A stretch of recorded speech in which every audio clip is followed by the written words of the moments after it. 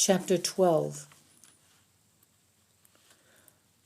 Lopez and I tied the unconscious man to his chair while Wilcox planted explosives on the control panel. I gagged the prisoner before he awoke. "I've got enough C4 to take out the antennas too," Wilcox said to Lopez. "Guard the stairs for a moment. I'm going to ask the scab some questions." Lopez splashed water on the man's face from his canteen. "Wake up," he commanded. The man moaned. "Wake up," Lopez slapped him. "My head," the man groaned through the gag. "No shouting," Lopez ordered as he pointed his M4 at the man. The prisoner nodded and then shook his head. "Why are you jamming radio comm?" Lopez pulled a rag from the man's mouth. "My head," he groaned again. "Forget your head. I'll blow your head off. Why are you jamming the radios?" "What?" "How many are there? How many scabs you got with you?" "Huh?" The man's head lolled right and left. A gash from the rifle strike left blood streaking down his face. "This is going nowhere. Leave him in a stairwell so he doesn't get killed, and let's blow the radio," I said. "Kill him," Wilcox said. "He's a scavenger." "I was a scavenger once, and I didn't like the idea of murder." "No," the man pleaded. "What? Don't kill me. I'll give you whatever you want." "Good philosophy," Lopez said. "Whatever I want." "There are more of us." "How many?" I asked as I sniffed. 4. "Where?" Lopez demanded. "Downstairs." "Where downstairs?" "By the generators. A nuclear fallout bunker." "Let's get moving. Kill him," said Wilcox. "No, don't kill me. We'll trade."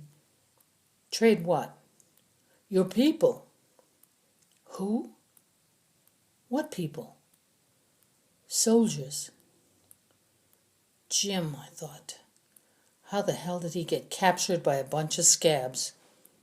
"What soldiers?" Lopez demanded. "I don't know. We got them a few days ago. Traded with the Zoms." "He's lying," Wilcox scoffed. "It's Grierson," I said, and Lopez looked at me. "The Zoms don't trade," Wilcox added. "They do." The man became more aware, shaking off the daze from the blow to his head. "No way," Lopez said. "I should shoot you." "Listen to him," I pleaded as I wiped my nose with a bandana. The prisoner said, "They came to us a few weeks ago. A Zom boss. He asked us to knock out radio communications in Tulsa." "Why?" "We didn't ask why." "A zombie asked you to do something and you just do it?" "No, it was trade. The guy looked normal. He was a controller, a zombie boss. We didn't figure out they were zombies until the food arrived." "And you didn't kill them?" "There were hundreds of them. They would have slaughtered us." "Jesus. What did you trade for?"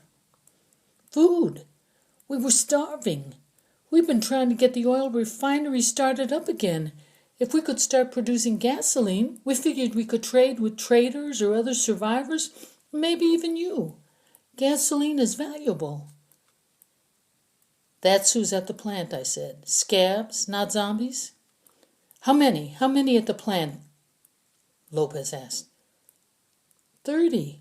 We've been working so hard on the plant that we haven't had time to hunt or scavenge. We were getting low on food. The Zomboss asked us to KO all radio frequencies in Tulsa, block them all, military, cell phone, TV, radio. He said he'd bring us enough food for a year. And they did it. They had zombies pull and push a railroad car filled with canned and dry foods to the refinery. I couldn't believe it. "I don't believe it," Wilcox said from the door. He was unwrapping wire from a spool. "So you came here, powered up the airport generators, and have been jamming us since." Lopez stared at the man. The man shrugged inside his bonds. "You're working with the Zoms. I'm going to kill you," Lopez said. "No," he cried. "You're working with the Zoms." "What?"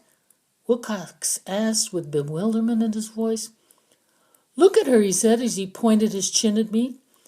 "He's delusional," Wilcox said. No, look at her. She's wiped her nose 3 times. She keeps sniffling.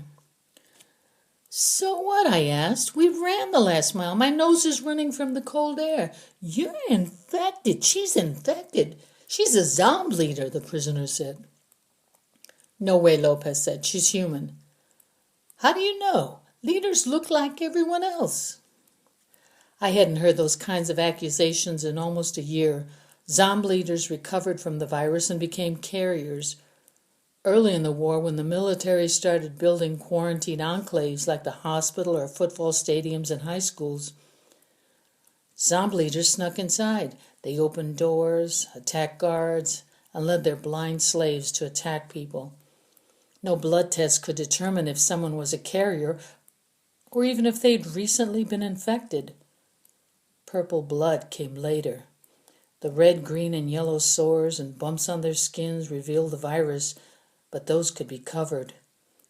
When I was a scab, I'd seen an attack brought on by a leader who had infiltrated our group.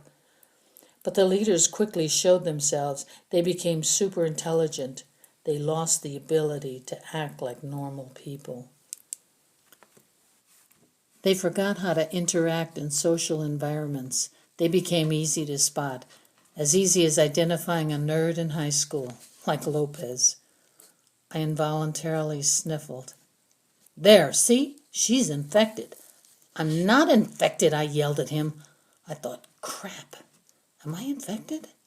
She's infected, Wilcox clamored. She's not infected, Lopez said. She's got the uncommon cold, Wilcox argued. I hated him more than ever. No, I said, and Lopez echoed the word. Where was she during the zombie attack 2 days ago? Wilcox asked. She's coming down with the zombie flu. She was right beside me the whole time. We killed the dogs. We killed a leader and several zombs. Was she wearing a mask? The man asked. Yes, she was, Lopez said. I wasn't. Wilcox, this guy is a scab. He's trying to split us up. He'll say anything to save his own neck. No, she's infected. I've been outside a long time. I've seen lots of zombs and scabs. I've seen my own people infected. She's infected. Wilcox got angry. He walked over to the scab and pointed the muzzle of his carbine at the man's head. She's with us, got it? She's not a zomb. He turned his eyes on me and asked, You're not a zomb, are you? I shook my head. See? She's not a zomb. She is, the man said, despite Wilcox's threat. I'm not. Just shut up, Wilcox said to me. She's not, Lopez said. You shut up too, Wilcox said to Lopez. Wilcox, stand down. That's an order. Lopez commanded as he regained control of the situation. This isn't over, Raz. Wilcox lowered his weapon. How many soldiers, how many prisoners did you take? How many did you kill? Lopez asked the prisoner. We didn't kill anybody. How many of our guys do you have? 3. They're tied up in the basement. You attacked them? No. We've been working the oil plant. How did you get them? Why are they here? The Zombs captured them. They traded them to us. We didn't want them, but they said we had to take them. Told us to use them as slaves.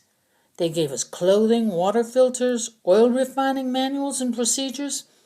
They asked for engine oil and diesel fuel. We traded for them. Bull, Wilcox said. That's it, I'm going to shoot him. No, I'm telling the truth. We tried to use them as slaves, but they wouldn't work. I was told to bring them here and guard them. The boss said to keep them here and wait. Wait for what? I asked as I wiped my nose. I don't know, he replied. Just wait. Okay, you're going to show us where they are. You're going to help us free them, or I'm going to let Wilcox strap a C4 charge to your head. Yeah, Wilcox laughed. No, okay. Anything.